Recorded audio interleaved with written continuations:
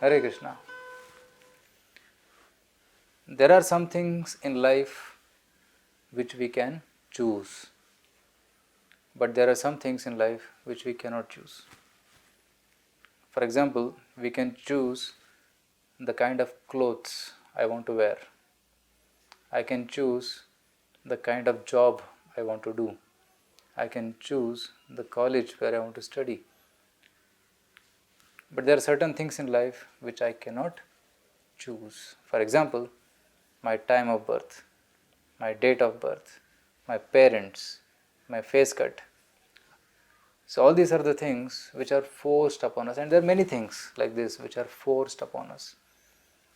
So one of the things which is forced upon us is birth. And as everybody who takes birth, he is supposed to die also. He will surely die. That's why there is a saying in English, as sure as death. Even in Bhagavad Gita, same thing is mentioned. jātasya dhruvo mṛtyum, dhruvaṁ janma mṛtasya ca. It says that for everyone who is born, death is certain. And in between, what we do is our choices. So there is birth and there is death, and what we do in between, that is our choice. It depends upon our free will. And based upon what choices we make when we are living in this world, that determines our future. That determines my next life. That's what is mentioned in the Shastras. Let's try to understand this in more detail. Just like, for example, if a person drinks now, because he is drinking, in the future there is good chance that he will get liver cirrhosis. And if a person is smoking cigarettes, there is a good chance that he will get lung cancer. So when you do something bad, there is good chance that you will get bad reactions. This is called law of karma. So you do good, you get good. You do bad, you get bad. Suppose somebody is doing good to others, he is helping others, he is giving charity, he is making good friends, he is keeping his promises. Surely in the future he will also get good returns, good friendships, good help, support from others. So as you do, so shall you get. As you sow the seeds, the quality of seeds you sow, similarly will be the quality of the yield. So this is called law of karma. So what activities we do throughout our life determines our next life. And especially our next life is determined by what kind of consciousness we have at the time of death. Krishna says in Bhagavad Gita 8th chapter, yam yam vāpi smaran bhāvaṁ tyajaty ante kalevaram tam evaiti kaunteya sadā tad-bhāva-bhāvitaḥ. Whatever state of being one is at the time of death, that is the state he will attain in the next life. So the consciousness at the time of death determines our next life. Now one may say, okay, I will do all sinful activities throughout the life, and at the end, last moment, I will be in good consciousness, then I will go to a good destination. No. What consciousness we have at the time of death is determined by what activities we did throughout our life. Because whatever we are doing now, it is storing, the impressions are getting stored in the mind. And some impressions go deep in the subconscious mind. And at the time of death, those deep thoughts and attachments will come to the surface, and that is what we will think at the time of death, and will become next. We will get that kind of destination in the next life. There is a story of a king called Bharata. Bharata Maharaj, after whom the entire land of India is named as Bharat. So this Bharat Maharaj, he at a very ripe age, means at the time of retirement, he retired to devote full time for devotional activities. So he went to a forest, he stayed in the ashram, and he was doing meditation, and he was thinking about the Lord, doing yajnas and chanting mantras.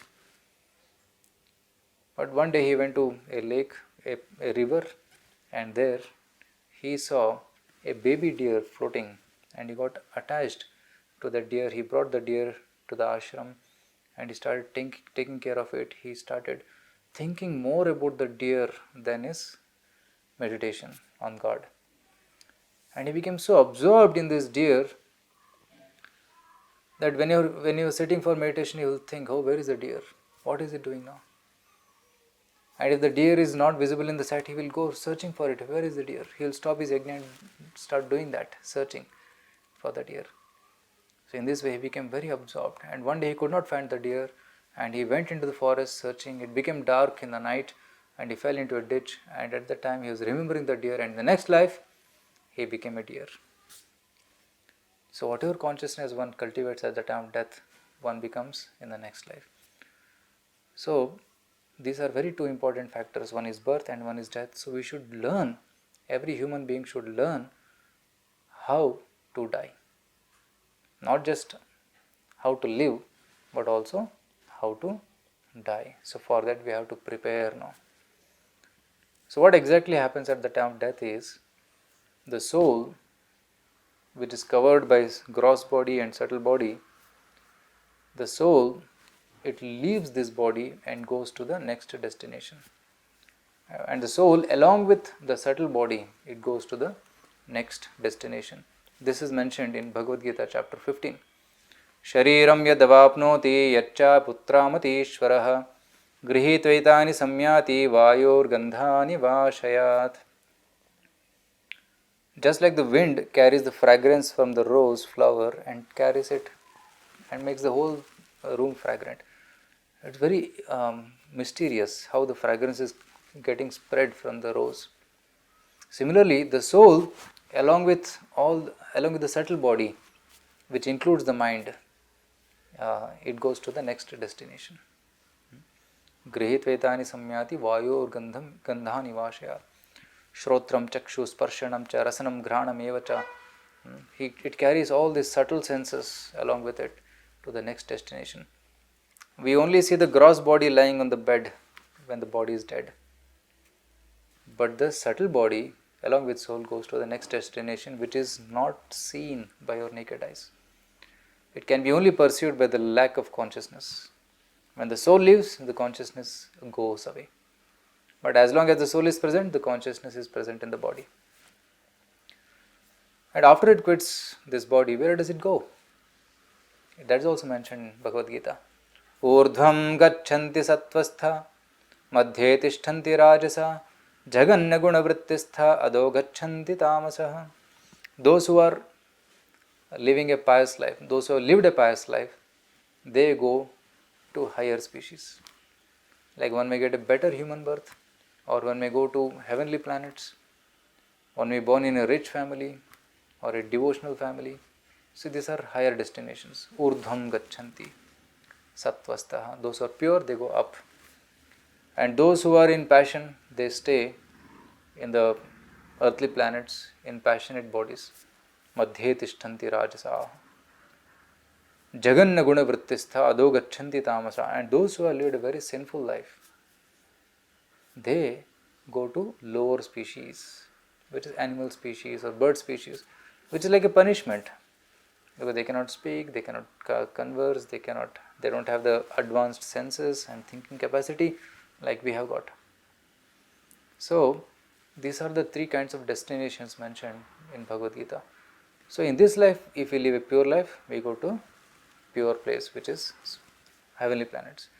If one has lived a sinful life, then there are Yamudutas who come and take that person to Yamaloka, where he is punished for those sinful activities. And if he has done pure activities, Devatas come and take him to Devaloka. And if somebody has completely purified his existence and he has developed love for God, then Vaikunta Vasis, they come, Vishnu Dutas, they come, and they take him back to the spiritual world. So these are the different kinds of destinations mentioned for a living being.